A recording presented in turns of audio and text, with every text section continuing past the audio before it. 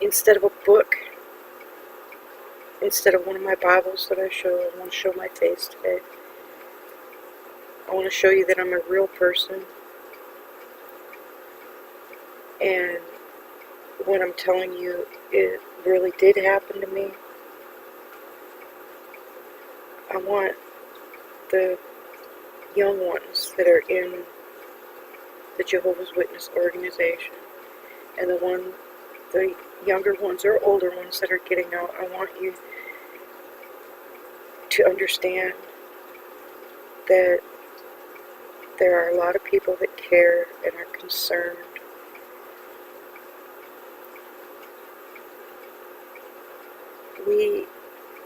Personally, I, at the time, believed the organization. Excuse me.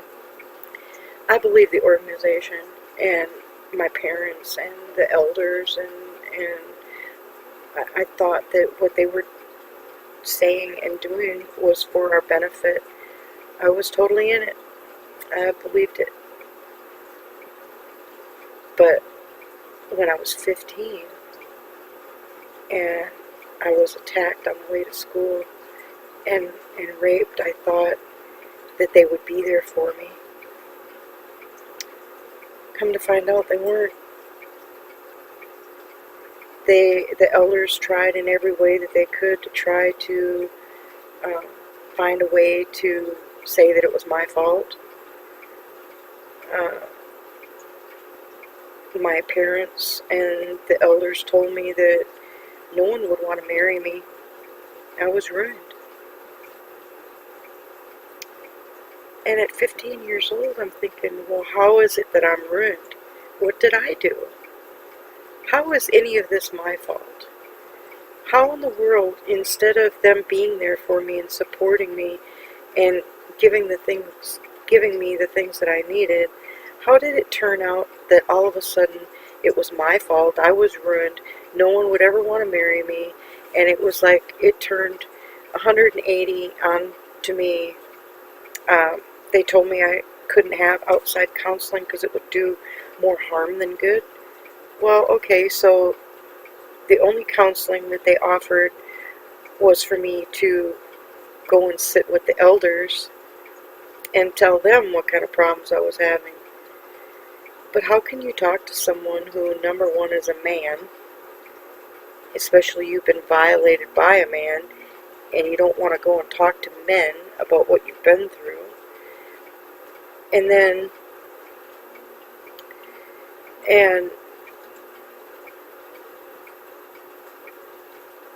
they don't even understand what all you're going through. I didn't want to explain to them what I was feeling. And I was like, I'm not going to go talk to 3 grown men about what's going on. Well, they said that was the only option I had. I went to my father and I told him, I begged him. I said, please, I know I need counseling. All the things that are going on inside my head, I says, I need counseling. He says, well, go to the elders. My parents wouldn't even talk to me about it. My parents wanted to know what I did to make this happen to me. No one would want to marry me. Are you kidding? It wasn't a fault of mine. It wasn't something I did. So why would that affect my ability to be a wife, a mother, a spouse, anything like that? How would that affect my ability to do that when it wasn't something I did? It was something that was done to me. So, like I said, I went a little crazy. You know, I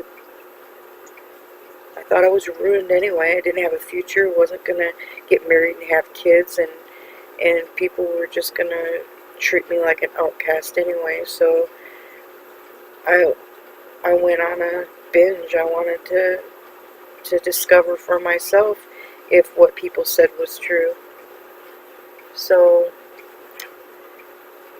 after about 4 or 5 months, all of a sudden I found out I'm pregnant. Then another judicial committee. By that time, having already heard what the first Judicial Committee had to say about me and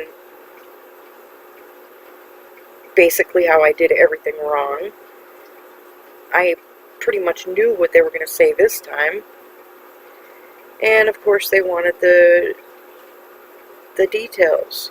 Who, what, where, when, why, and how. And some of it wasn't really, I told them what happened. I told them. And they kept asking me and asking me and asking me the same questions over and over and over again. Like my story would change. You know, what you get, that's what happened, that's what I'm telling you. And they just figured, you know, I wasn't telling them something. So they told me, well, because you don't want to tell us things, we think you're hiding something. So we're going to disfellowship you. Okay. I was okay with that. But the repercussions of that I wasn't prepared for. I wasn't prepared for my parents not wanting to talk to me or eat with me or I mean, they treated me like I was worse than, I mean, they would treat the next door neighbor better than they would treat their own kid. And it got really bad. I figured if I could hang out at my parents' long enough to graduate high school, then I'd go. But it got to be so bad, they were talking about wanting me to sign guardianship of my daughter over to them, and I wouldn't do that. I wasn't going to sign my child away. No way. So I just made plans to leave, and I left.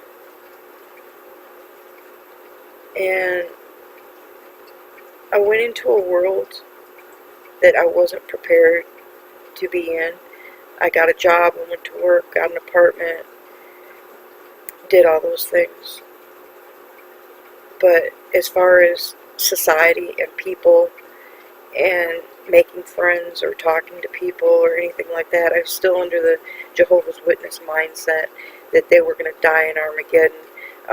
Any second now God was going to strike me with lightning and do away with me because I was just so evil and so terrible and all that. And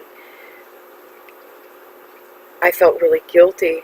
I felt like God was going to get me for all the terrible things I'd done. And after I was out for a while, I realized, you know, I started looking at all these people that are not Jehovah's Witnesses. And I'm watching them interact, I'm listening to people, I'm talking to people, and I came to realize that, you know, my whole entire life I've been lied to. These people aren't bad people. There's a lot of really super good people out here. So then I started thinking, well, what else did they tell me that was wrong? What else did they tell me that isn't true? And I did find out, too, that if you have faith in Jesus and you love God with your whole heart and soul, that no matter what happens to you and where you go, He goes with you. You don't have to fear that He's going to strike you dead or something just because you got disfellowshipped or just because you left. There's no reason to fear that. God's not mad at you. Actually, He'll probably pretty much bless your life because you left that organization that had been lying to you, manipulating you, and monopolizing your whole life. There's a lot of blessings out in the world. You keep your focus right and keep your heart straight and love people and care about people, then those are the kinds of people that are attracted to you, and you'll find that there's lots of good people in the world that will help you. Ask. Talk to people. You can pretty much tell if the people are good people or not. You know, hey, if they're dealing drugs out of their living room, well, you might not want to hang around with them. But most people are really, really good people. Just like in the organization, those people, some of them are good people, some of them you don't really want to hang out with. Well, it's the same, exact same. You know, there's a lot of people you run into that are wonderful people. You don't have to be a Jehovah's Witness to be appreciated and loved by God. So don't let that scare you. A lot of things they tell you to scare you, to try to keep you in. Your parents not talking to you, your family not talking to you, is just a ploy, a game that they play to try to get you, pressure you. It's like peer pressure. You've heard of that. It's peer pressure to try to get you to come back, because they're only going to love you if you come back. If you're not that religion, they're not going to love you. But that's emotional blackmail. And if they're blackmailing you, then what else have they been doing to you? Come on, think. Do some research. Look into the background of the Jehovah's Witnesses. It's really interesting. Look on YouTube for people that have been through the same things that you've been through. Real interesting. You'll find out that you're not alone, and that you have more brothers and sisters out here that care for you genuinely and love for you unconditionally than anybody, including your parents, ever did inside the organization. And that's the truth of it. It took me a long time to get over the damage of the things that they told me and the lies that I was convinced of when I was in there. It took me a long time. I went to therapy twice. Once after about 15 years and another about 28 years after, just for things that were holding me back, things that were preventing me from enjoying my life because of the lies I'd been taught. And, when you grow up in there, it becomes part of your personality, basically. You're always this way, and there's not much you can do about it. But there's things you can do about it and change. People do it all the time. But you got to accept them, and you got to go on. The nightmares you might have because of the fears that they instill in you, things like that. You don't have to go on like that. Those are just things they told you. It doesn't mean they're true. And I'll put up another video. But I just want y'all to know, I've been out 34 years. I feel pretty good. I've been blessed. My children have grown up to be wonderful people. They're productive people in the world, looked up to, respected. And that's a good thing. They didn't get in a lot of trouble or anything. Didn't have a lot of trouble with my children. And I'm blessed in that regard.